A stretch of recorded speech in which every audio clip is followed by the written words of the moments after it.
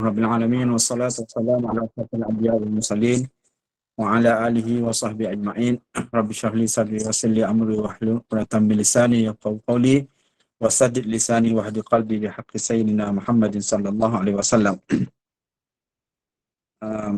Kita terus membaca petikan-petikan hadis berkaitan dengan kelebihan istighfar yang dinukilkan oleh Imam Ghazali dalam kitab Al-Azkar wa Da'awat, satu daripada kitab Ihya Ulumuddin. Dalam pertemuan lepas, hadis yang terakhir yang kita baca tentang betapa istighfar daripada anak-anak kan, kepada kedua ibu bapanya yang telah meninggal, memberi manfaat kepada ibu bapanya kan. Hadis yang diriwayatkan oleh Abu Hurairah radhiyallahu anhu, qala inna Allah subhanahu la yarfa'u darajata li'abdin fil jannah. Allah akan mengangkat darjat seseorang daripada dalam syurga. Dia dah masuk syurga tapi dia angkat yang darjatnya lebih tinggi.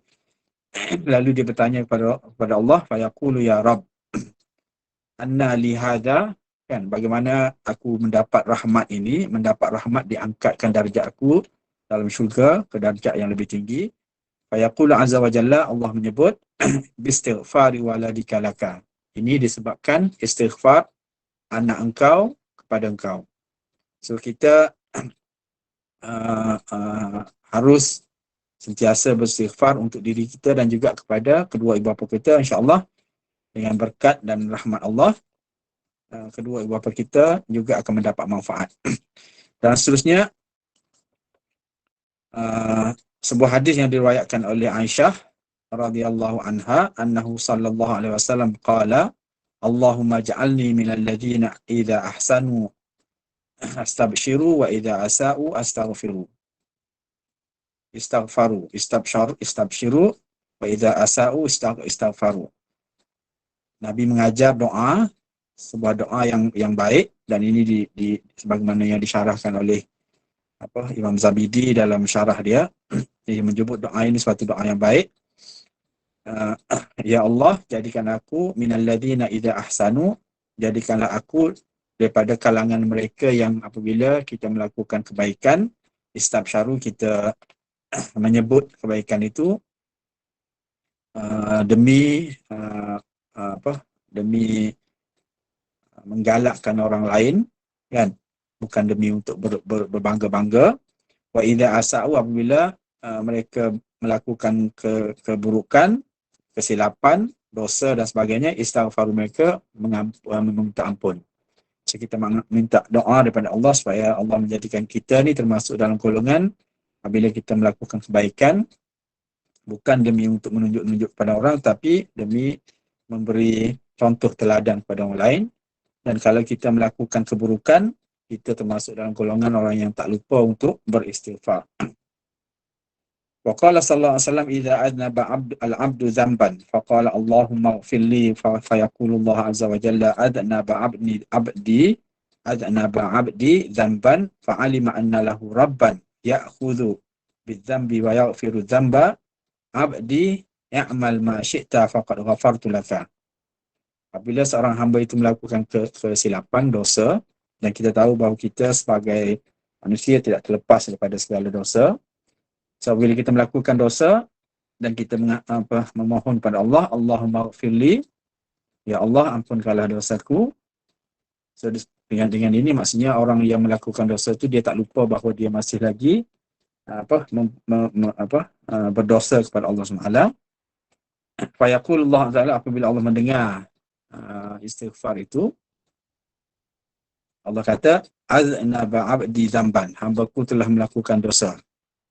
Fa'alima anna lahu rabban, tapi selepas dia melakukan dosa, dia masih ingat, dia masih sedar bahawa baginya ada Tuhan, baginya ada Allah SWT. Ya'khudhu bidzambi wa yaghfiru dzamb, yang boleh mengambil, yang boleh menghitung dan boleh mengampunkan dosa-dosanya. Abdi, wahai hamba-ku, a'mal ma syi'ta faqad ghafartu laka, buatlah apa yang kamu buat, sesungguhnya aku telah mengampunkan dosa.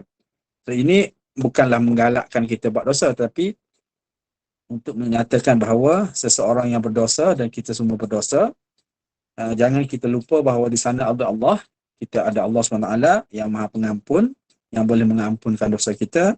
So jangan putus asa untuk kembali kepada Allah dan mohon ampun kepadanya, insya-Allah, dengan niat yang ikhlas, dengan kesucian hati, dan Allah tahu tentang hati kita, keikhlasan diri kita. Dengan sebab itu Allah tahu bahawa kita masih meyakini adanya Allah, meyakini bahawa Allah SWT Maha berkuasa untuk mengampuni kita, dan insya-Allah bila kita beristighfar, dia akan mengampunkan dosa kita, insya-Allah. Kemudian dalam hadis lain, inna rajulan lam ya'mal khairan qad nazara ila samai faqala inna li rabba ya rab ighfirli faqala Allah azza wa jalla qad ghafartu laka. Kan, seorang hamba, seorang lelaki yang tak pernah buat kebaikan sikit pun. Ini kita boleh lihat dalam masyarakat kita ataupun di kalangan kita pun, mungkin sebelum ini macam tu, kita tak pernah kita tetap diuji sebagai dengan keadaan yang mana kita tidak sedar dan kita tidak melakukan kebaikan, tapi sedikit dengan keyakinan iman dalam hati, kan, kita meyakini bahawa adanya Allah, kita meyakini tentang Allah SWT, kita meyakini rahmat Allah SWT, kita meyakini keampunan Allah SWT, dan kita mohon insya-Allah masih lagi ada peluang untuk kita diampunkan oleh Allah SWT. So dalam hadis ini disebut seorang lelaki yang tidak pernah melakukan kebaikan sedikit pun, lalu dia memandang ke langit, kan, setelah dia sedar, dia memandang ke langit dan dia menyebut, sesungguhnya innali rabba, aku ni ada Tuhan, kan, Tuhan aku ada. Oleh itu, ya Allah, ya Tuhanku, ighfirli, ampunkanlah dosaku. Kan? So dengan keikhlasan sedemikian, Allah boleh dengan rahmatnya, dengan izinnya mengampunkan dosa kita. So kita jangan mudah berputus asa dengan segala dosa, sebab kita memang tak lepas daripada dosa. Yang penting kita kena sentiasa mengingati, menyadari, meyakini bahawa Allah SWT ada di sana dan dia bersedia untuk mengampunkan kita dengan rahmat dan izinnya. Sama juga hadis yang sama, yang seakan sama apa maksudnya, man adnaba dzamban, sesiapa yang melakukan dosa, fa'alima anna Allah qad tala'a alaihi, dia melakukan dosa dan dia tahu, dia yakin, dia sedar bahawa Allah SWT tahu tentang dosa yang dilakukan.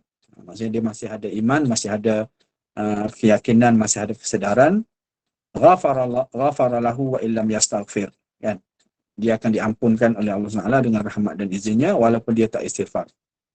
Ini satu kenyataan, satu hadis yang penting, tapi bukan perlu difahami dengan betul. Jangan kita terlalu literal dalam mengambilnya. Sebab kalau kita ambil literal ke sini, dia kata fa'alima annallah, orang tu melakukan dosa dan dia tahu bahawa Allah SWT ada dan mengetahui tentang dosa yang dilakukan, maka hadis itu kata Allah akan ampunkan dosanya walaupun dia tak beristighfar. Kan, dalam syarah hadis oleh Imam Zabidi, dia menyebut, dia menukilkan beberapa pandangan ahli hadis. Dia kata hadis ini bukanlah bermaksud supaya kita ni bermudah-mudah dengan dosa. Mentang-mentang dalam hadis itu disebut bahawa Allah akan mengampunkan walaupun kita tak beristighfar. Sebenarnya bukanlah maknanya kita tak perlu beristighfar, kan? Kita perlu beristighfar, tapi Allah SWT itu Maha Pemurah, Maha Penyayang. Kalau kita istighfar sekali, dia ampunkan banyak, kan, sebagaimana yang hadis sebelum ni. Maknanya kalau kita meminta ampun walaupun dalam keadaan yang tidak memadai berbanding dengan dosa yang kita lakukan, tapi dengan rahmat Allah, dengan izin Allah, dengan sifat rahim Allah, dia boleh mengampuni dosa kita walaupun tidak setimpal dengan apa yang kita mohon, kan? So hadis ini menceritakan pada kita bahawa Allah SWT itu memang sifatnya macam tu. Kita buat sikit pun dia bagi banyak, kita minta ampun sikit pun dia bagi banyak. Dan ini sepatutnya menjadi satu motivasi kepada kita untuk jangan jauhkan diri daripada Allah. Sebab Allah, kan, kalau kita kata, kalau kita dalam konteks manusia ni, kalau kita jumpa orang, kita minta sikit, minta RM1, dia bagi RM10, so lagilah kita lagi menghampiri dia, kan. Kita minta RM1, dia bagi RM10. So Allah ni lebih daripada itu lagi.